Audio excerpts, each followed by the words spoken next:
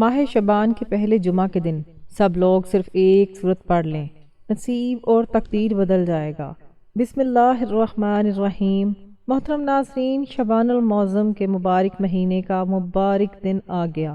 جمعہ کا دن تمام دنوں سے افضل ہے، اور اس دن نبی کریم صلی اللہ علیہ وآلہ وسلم کے نام کا وظیفہ بہت ہی خاص اور مجرب ہے۔ ماہ شعبان کو شعبان کہنے کی وجہ یہ ہے کہ شعبان شعب سے ماخوذ ہے، جس کے معنی نکلنا، ظاہر ہونا، پھوٹنا ہے۔ چونکہ اس مہینے میں خیر کثیر پھوٹتی اور پھیلتی ہے، اور بندوں کا رزق تقسیم ہوتا ہے اور تقدیریں بدل جاتی ہیں، اس وجہ سے اس مہینے کا نام شعبان رکھ دیا گیا۔ شعبان اسلامی سال کا 8واں قمری مہینہ ہے، جس کا نام ہی خیر اور برکت کی تقسیم، انعامات ربانی اور عطائے الہی کی فراوانی پر دلالت کرتا ہے۔ شعبان تشعب سے ہے، جس کے معنی تقریب، پھیلنا، پھسلنا اور شاخ در شاخ ہونا ہے۔ ان معنوں کی تائید میں حضرت انس رضی اللہ تعالی عنہ سے روایت ہے، فرمایا اس ماہ کا نام شعبان اس لیے رکھا گیا ہے کہ اس میں روزہ رکھنے والے کو شاخ در شاخ بڑھنے والی خیر و برکت میسر ہوتی ہے، حتیٰ کہ وہ جنت میں داخل ہو جاتا ہے۔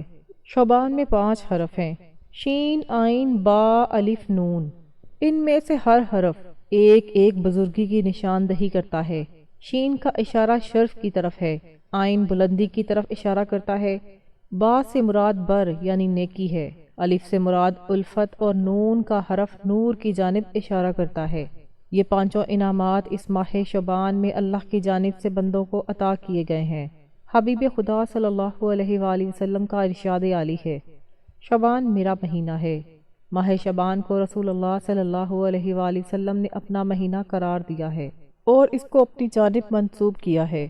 اس کے بعد شعبان کے دیگر فضائل ذکر کرنے کی حاجت نہیں رہتی، کیونکہ جو مہینہ حضور صلی اللہ علیہ وآلہ وسلم کا ہوگا وہ عظمت اور بزرگی میں بھی غیر معمولی مقام رکھتا ہوگا۔ ان حضرت صلی اللہ علیہ وآلہ وسلم سے دریافت کیا گیا کہ روزوں میں بہتر روزے کون سے ہیں؟ آپ صلی اللہ علیہ وآلہ وسلم نے فرمایا، شعبان کے روزے۔ رمضان کے روزوں کی تعظیم کے لیے حضرت اسامہ بن زید رضی اللہ تعالی عنہ فرماتے ہیں کہ میں نے حضور صلی اللہ علیہ وآلہ وسلم سے عرض کیا، اے اللہ کے رسول، آپ شعبان کے مہینے میں جتنے روزے رکھتے ہیں، میں نے آپ کو کسی اور مہینے میں اتنے روزے رکھتے نہیں دیکھا۔ آپ صلی اللہ علیہ وآلہ وسلم نے فرمایا، یہ رجب اور رمضان کے درمیان وہ مہینہ ہے جس سے لوگ غافل ہو جاتے ہیں، اور اسی مہینے میں بارگاہ رب العالمین میں اعمال لے جائے جاتے ہیں، تو میں یہ چاہتا ہوں کہ جب میرے اعمال لے جائے جائیں تو میں روزوں سے ہوں۔ حضرت صلی اللہ علیہ وآلہ وسلم نے فرمایا، شعبان کی بزرگی دوسرے مہینوں پر اس طرح ہے جس طرح مجھے تمام نبیوں پر بزرگی دی گئی ہے۔ حضرت انس بن مالک رضی اللہ تعالی عنہ سے روایت ہے کہ حضرت محمد صلی اللہ علیہ وآلہ وسلم کے بزرگ اصحاب شعبان کا چاند دیکھ کر قرآن کریم زیادہ پڑھا کرتے تھے۔ مسلمان اپنے مال سے زکوٰۃ بھی نکالا کرتے تھے تاکہ غریب اور مسکین لوگ اٹھ سکیں اور ماہ رمضان کے روزے رکھنے کے لیے ان کا کوئی وسیلہ بن جائے۔ حاکم قیدیوں کو بلا کر ان میں سے جو حد جاری کرنے کے لائق ہوتے تھے ان پر حد جاری کرتے تھے، باقی قیدی رہا کر دیے جاتے تھے۔ کاروباری لوگ بھی اس ماہ میں اپنا قرض ادا کیا کرتے تھے اور دوسروں سے جو کچھ وصول کرنا ہو وصول کر لیا کرتے تھے۔ جمعۃ المبارک کے روز حضور نبی کریم صلی اللہ علیہ وآلہ وسلم پر درود پاک پڑھنے کی بہت زیادہ فضیلت ہے۔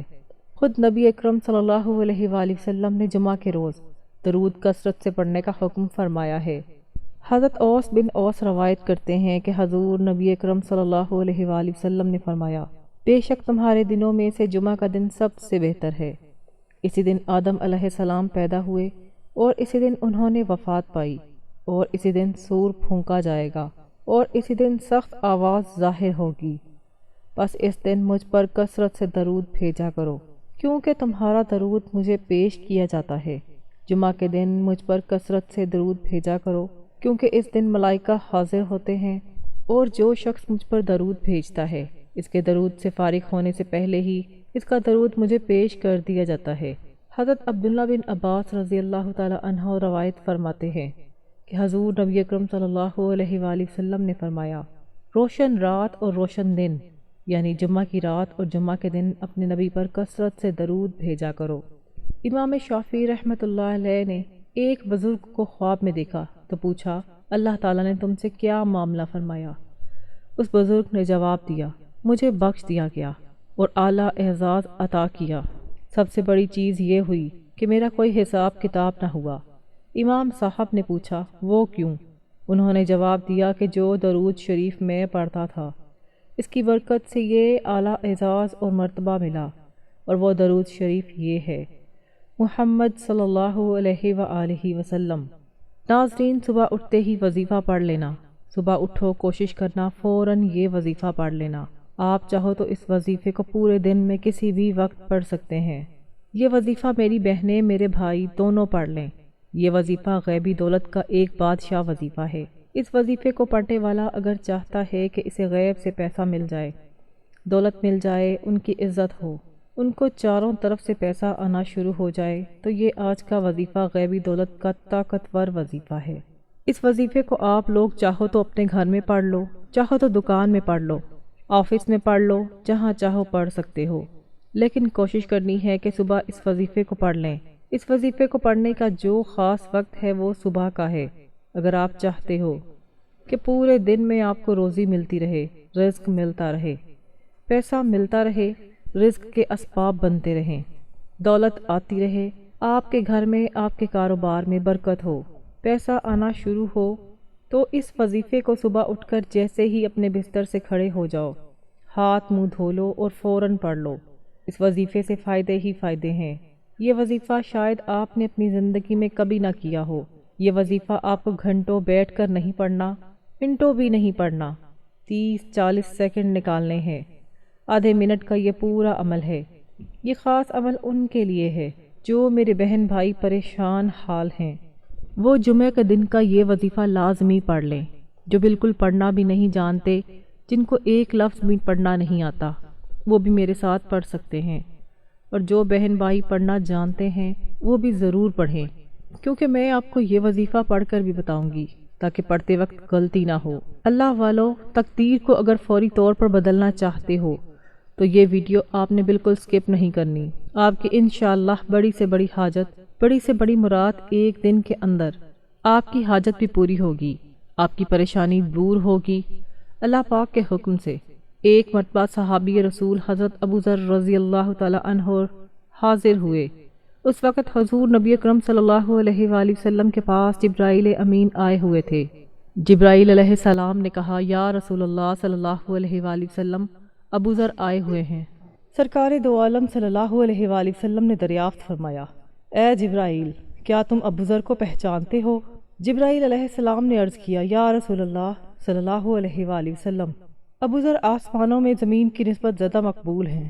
ان کے 3 اعمال خدائے قدوسی کو پسند آ گئے ہیں، ایک تواضع و انکساری، دوسرا سورۃ اخلاص کی کثرت سے تلاوت، اور تیسرا حد سے زیادہ درود پاک کا پڑھنا۔ ناظرین، پہلے تو آپ لوگ اس ویڈیو کو مکمل دیکھ لیں، اس وظیفے کو آپ لوگ کہیں پر نوٹ کر لیں۔ یہ وظیفہ اتنا آسان ہے کہ آپ لوگ اپنے دماغ میں بٹھا سکتے ہیں۔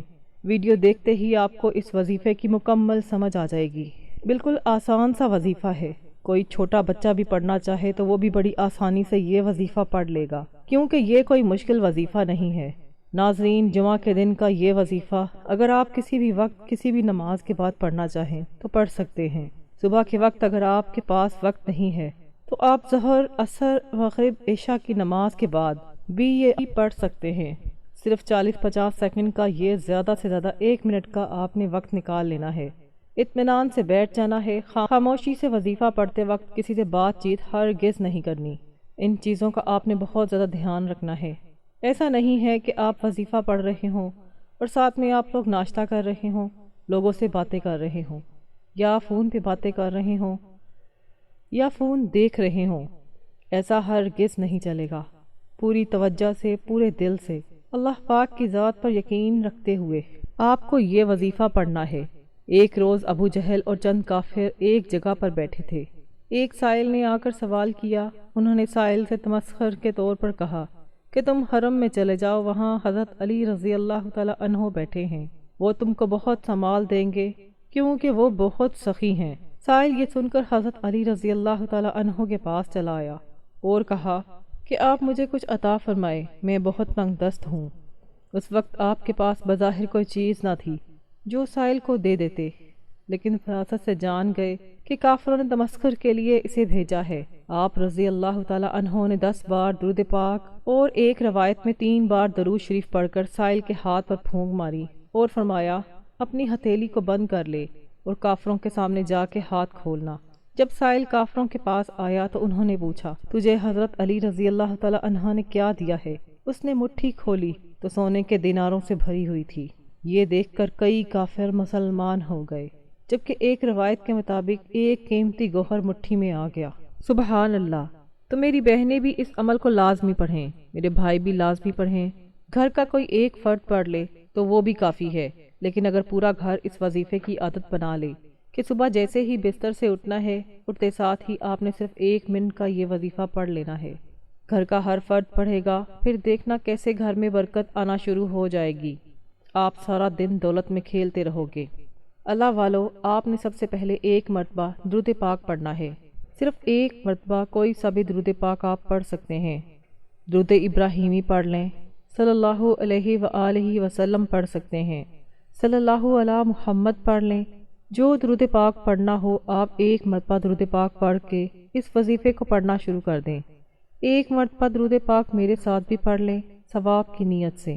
اللہم صلی علی محمد وعلی آل محمد کما صلیت علی ابراہیم وعلی آل ابراہیم انک حمید مجید۔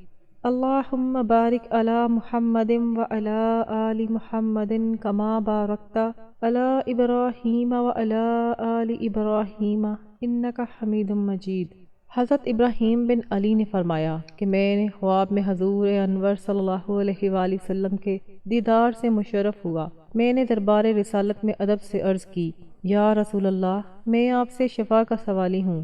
آقائے نامدار صلی اللہ علیہ وآلہ وسلم نے فرمایا مجھ پر کثرت سے درود شریف پڑھا کر۔ سبحان اللہ!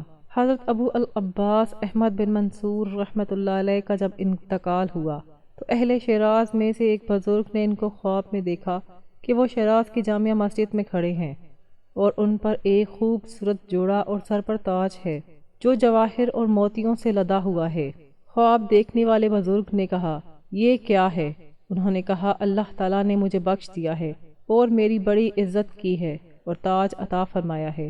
یہ سب نبی کریم صلی اللہ علیہ وآلہ وسلم پر کثرت درود کی وجہ سے ہے۔ سبحان اللہ! درود پاک پڑھنے کے بعد آپ نے اس وظیفے کو کیسے کرنا ہے؟ یہ صرف 30 سیکنڈ کا پورا عمل ہے۔ اس میں 3 وظائف پڑھنے ہیں، تینوں بڑے آسان ہیں اور تینوں الگ الگ پڑھنے ہیں۔ بالکل مختصر سے وظائف ہیں۔ تفصیل بتانے کا مقصد صرف یہ ہوتا ہے کہ آپ کو اچھے طریقے سے سمجھ آ جائے۔ سب سے پہلے نمبر پر جو وظیفہ پڑھنا ہے وہ آپ بہت بار اس وظیفے کو سنا بھی ہوگا، پڑھا بھی ہوگا۔ یہ اللہ پاک کا ایک بابرکت نام ہے، یا نافیو۔ یا نافیو کا وظیفہ کرنے والا شخص کبھی بھی مایوس نہیں ہوتا، اس کا دن اتنا اچھا گزرے گا، آپ کی زندگی میں خوشیاں آ جائیں گی، آپ کی زندگی میں بہاریں آ جائیں گی۔ تو آپ 1 دن کا یہ عمل کر لیں، کامل یقین کے ساتھ کرنا ہے۔ جو صحیح کامل یقین کے ساتھ کرے گا اس کو 1 دن میں ہی اس کا فائدہ مل جائے گا، اور جو کامل یقین کے ساتھ نہیں کرے گا، جس کا یقین پختہ نہیں ہوگا، وہ پوری زندگی بھی وظائف کرتا رہے، اس کو اس کا کوئی فائدہ نہیں ہوتا۔ تو بات ہوتی ہے یقین کی۔ ناظرین، 1 مرتبہ درود پاک پڑھ لینا ہے اور اس کے بعد آپ اللہ تعالیٰ کا مبارک نام یا نافیو صرف 11 مرتبہ پڑھنا ہے۔ زیادہ ٹائم نہیں لگے گا، آپ کا صرف 11 سیکنڈ میں یہ وظیفہ مکمل ہو جاتا ہے، اور یہ 3 وظائف کرنے ہیں۔ ایک وظیفہ آپ کو بتا دیا ہے، آپ نے پڑھنا ہے، اور یا نافیو پڑھنے کے بعد دوبارہ پھر 1 مرتبہ درود پاک پڑھ لینا ہے۔ درود شریف پڑھنے کے بعد آپ نے اللہ پاک کا دوسرا مبارک نام یا مالکو یا مالکو یا مالکو، آپ نے اس کو بھی صرف 11 مرتبہ پڑھنا ہے۔ محترم ناظرین، اس پہ بھی آپ کے صرف 5 سے 10 سیکنڈ لگیں گے، اس لیے میں نے آپ کو پہلے ہی بتا دیا تھا کہ یہ اتنا کوئی بڑا وظیفہ نہیں ہے، ہر بندہ آسانی کے ساتھ کر لیتا ہے۔ تو آپ نے یا مالکو پڑھنے کے بعد دوبارہ پھر درود شریف پڑھ لینا ہے۔ درود شریف پڑھنے کے بعد آپ نے 1 سیکنڈ کا وقفہ دینا ہے۔ اب آپ عمل کو پورا سمجھ لیجئے گا۔ جہاں پہ بھی آپ کو سمجھ نہ لگے آپ ویڈیو کو دوبارہ دیکھ لیں، ایک دفعہ اس عمل کو سمجھ لیں۔ ایک دفعہ جب آپ اس عمل کو کر لیں گے، اس کے بعد آپ سارا دن دیکھیں گے کہ بگڑے کام سنورنا شروع ہو جاتے ہیں۔ آپ کے اوپر لاکھوں کروڑوں کا قرض بھی ہوگا تو اللہ کے حکم سے ایسی غیبی مدد آپ کو مل جائے گی کہ آپ کی نسلیں سنور جائیں گی۔ چاہے تو وہ قرض دار آپ کو قرض معاف کر دے گا، یا آپ کو اتنی دولت مل جائے گی کہ آپ آسانی کے ساتھ قرض ادا کر سکیں گے۔ اس کے بعد آپ نے دوبارہ پھر درود شریف پڑھ لینا ہے۔ درود شریف پڑھنے کے بعد آپ نے محمد صلی اللہ علیہ وآلہ وسلم، محمد صلی اللہ علیہ وآلہ وسلم، محمد صلی اللہ علیہ وآلہ وسلم۔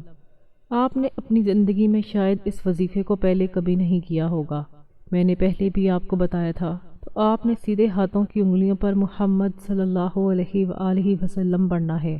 آپ نے اس کو بھی 11 مرتبہ پڑھنا ہے۔ 11 مرتبہ ڈوب کر تسلی کے ساتھ آپ اس عمل کو کر لیں، اور اس کے بعد سورۃ اخلاص 21 بار پڑھ لیں۔ قل هو اللہ احد اللہ صمد لم یلد ولم یولد ولم یکن لہ کفوا احد۔ اور اس کے بعد آپ نے دوبارہ پھر درود شریف پڑھنا شروع کر دینا ہے۔ آخر میں درود شریف پڑھنے کے بعد آپ نے ہاتھ اٹھا لینے ہیں دعا کے لیے۔ اس وقت آپ دل میں بھی دعا مانگ سکتے ہیں، آپ چلتے پھرتے بھی دعا مانگ سکتے ہیں، یہ کوئی ضروری نہیں ہے۔ آپ کے پاس وقت کم ہے، آپ دل میں یہ دعا مانگ لیں کہ یا اللہ میری جو بھی حاجات ہیں، جو بھی میری مشکلات ہیں، جو بھی میری پریشانیاں ہیں، وہ تجھے پتہ ہے، تو حل کر دے۔ بس اتنی دعا بھی آپ مانگ سکتے ہیں، لیکن ہر عبادت کا جو مغز ہے وہ دعا ہوتا ہے، تو کوشش کریں کہ آپ کے پاس اتنا ٹائم مل جائے کہ آپ تسلی کے ساتھ خوب گڑ گڑا کر بھکاری بن کر اللہ پاک سے مانگنا شروع ہو جائیں۔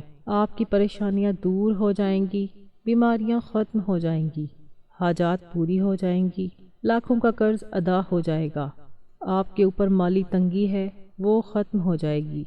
ناظرین، کوئی بھی وظیفہ نماز کے بغیر مکمل نہیں ہوتا۔ آپ نے 5 وقت کی نماز بھی لازمی ادا کرنی ہے اور حسب توفیق صدقہ بھی دینا ہے۔ محترم ناظرین، ام المومنین سیدہ عائشہ رضی اللہ تعالی عنہا بیان کرتی ہیں کہ رسول اللہ صلی اللہ علیہ وآلہ وسلم نے ایک شخص کو لشکر کا سردار بنا کر بھیجا۔ وہ نماز میں یعنی ہر رکعت میں اپنی قرأت قل هو اللہ احد پر ختم کرتا۔ جب لشکر والے لوٹ کر مدینہ میں آئے تو انہوں نے حضرت صلی اللہ علیہ وآلہ وسلم سے اس کا ذکر کیا۔ آپ نے فرمایا اس سے پوچھو ایسا کیوں کرتا ہے؟